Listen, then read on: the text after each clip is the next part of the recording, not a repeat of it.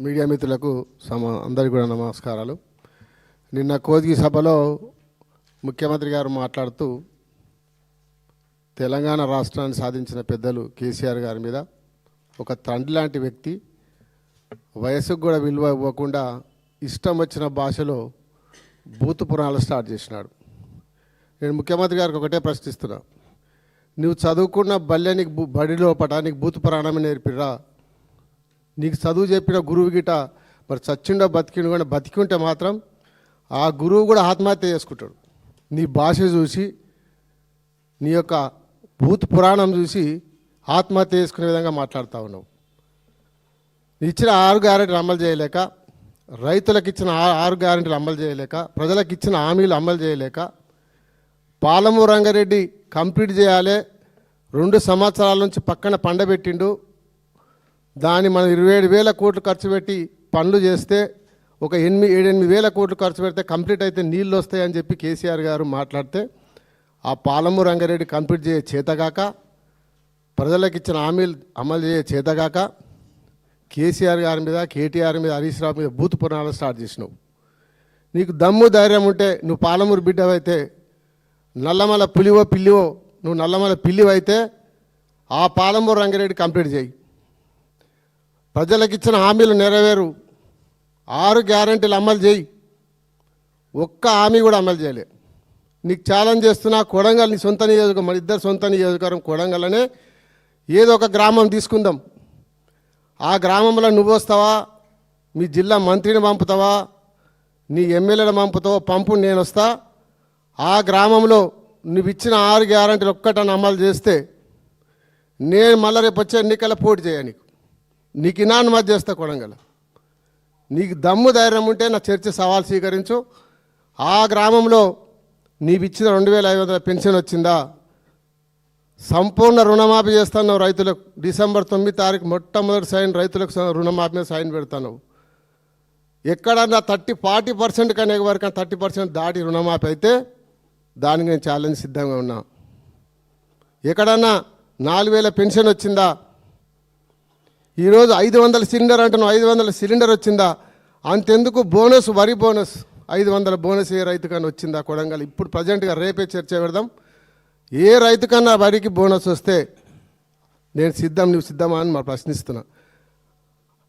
6 గ్యారెంటీలు అమలు చేయలేక కేసీఆర్ గారిని తిట్టాలా, కేటీఆర్ గారిని తిట్టాలి, డైవర్షన్ చేయాలి, ప్రజలకు డైవర్షన్ చేసి కాలం గడపాలని ముఖ్యమంత్రి గారు చూస్తూ ఉన్నారు. నీ డైవర్షన్ పాలసీ చెల్లయి ప్రజలు గమనిస్తున్నారు. కొడంగల్ ప్రజలు తల వంచుకొని సిగ్గుపడుతున్నారు. మేము ఎందుకు ముఖ్యమంత్రిని చేసినామా, మా ప్రజలు అందరం ఓట్లేసి కొడంగల్ నుంచి ముఖ్యమంత్రి ఎందుకు చేసినామా అని కొడంగల్ ప్రజలే తల వంచి సిగ్గుపడతా ఉన్నారు. అక్కడ రివ్యూ మీటింగ్ పెట్టినప్పుడు ఐఏఎస్ అధికారులు, ఐపీఎస్ అధికారులు కూడా తల వంచి సిగ్గుపడతా ఉన్నారు నీ భాష చూస్తే. అట్లాంటి భాష ఏ ముఖ్యమంత్రి కూడా గతంలో మాట్లాడలే. నీ భాష మార్చుకోకపోతే తీవ్రంగా హెచ్చరిస్తున్నాం. తీవ్ర పరిణామాలు ఉంటాయి. కేసీఆర్ గారిని కానీ కేటీఆర్ గారిని తిడితే కేసీఆర్ గారు ఖాళీ గోటికి సరిపోవు. నువ్వు కేసీఆర్ గారి నుంచి మాట్లాడతావు. తెలంగాణ రాష్ట్రాన్ని సాధించిన గొప్ప నాయకుడు. అట్లాంటి వ్యక్తిని పట్టుకొని ఇష్టం వచ్చినట్టు తొండలు ఇడుస్తా, లాగులు ఇడుస్తా, చెట్టు కట్టేస్తా, మల్లన సాగర్ దుంకి సస్తాడు, ఇట్లాంటి మాటలు. నువ్వు 2 సంవత్సరాలల్లా ప్రజలకు ఏం చేసినావు, మళ్ళీ 3 సంవత్సరాలలో ఏం చేస్తావు అది చెప్పాలి. ఏ సభ పెట్టినా కానీ ప్రజలకు గతంలో ఏం చేసినావు, ముందు ఇంకేం చేస్తావో, ప్రభుత్వం ఏం చేస్తుందో ఆ విషయాలు చెప్పాలి తప్ప ఎప్పుడు చూసినా కేసీఆర్ని తిట్టాలి, కేసీఆర్ కుటుంబాన్ని తిట్టాలి. 2 సంవత్సరాల నుంచి తిట్టుకుంటూనే నువ్వు పాలన చేస్తున్నావు తప్ప ఒక్క కార్యక్రమం ఇంతవరకు చేయలే. మేము చేసిన అభివృద్ధి కార్యక్రమాలే ప్రారంభించుకుంటూ పోతారు. కొడంగల్లో కూడా మనం చేసిన అభివృద్ధి కార్యక్రమాలే. నువ్వు రిబ్బన్, మీ సోదరుడు తిరుపతి రెడ్డి రిబ్బన్ కట్ చేస్తున్నాడు, కానీ ఇంతవరకు ఒక్కటి కూడా జరగలే. కేసీఆర్ గారు మాకు అభివృద్ధి మీద పోటీ పడిచ్చిండు. మేము ఉన్నప్పుడు మంత్రులం కానీ శాసనసభ్యులం కానీ ఎక్కడ అభివృద్ధి చేయాలి, ఏ గ్రామం అభివృద్ధి చేయాలి. మహబూబ్నగర్ పట్టణం చూడండి 10 ఏళ్ల క్రితం ఎట్లుండి ఇప్పుడు ఎట్లయింది.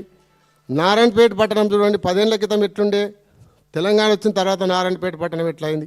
అంతెందుకు నువ్వు నిన్న కోజిలో పెట్టిన సభ, ఆ కోజిగి పట్టణం 10 సంవత్సరాల క్రితం పందులు ఉంటుండే.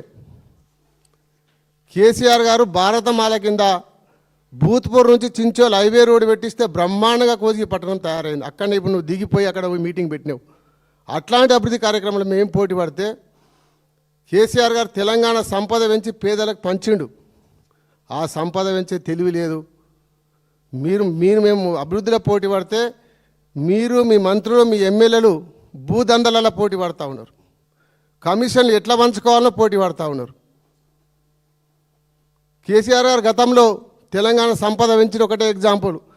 గతంలో ఒక శాండ్ విషయంలోనే తెలంగాణ రాకముందు ఒక శాండ్కే 600 కోట్ల సంవత్సరానికి ఇన్కమ్ వస్తే 5 ఏళ్ల లోపల 7,000 కోట్లు దాన్ని పెంచి ఈరోజు సంపద పెంచి పేదలకు పంచిండు. మరి మీరేడ సంపాదిస్తూ ఏ ప్రభుత్వం ఏ శాఖల మీరు ప్రభుత్వం ఖజానా పెంచుతూ చెప్పాలి ప్రజలకు.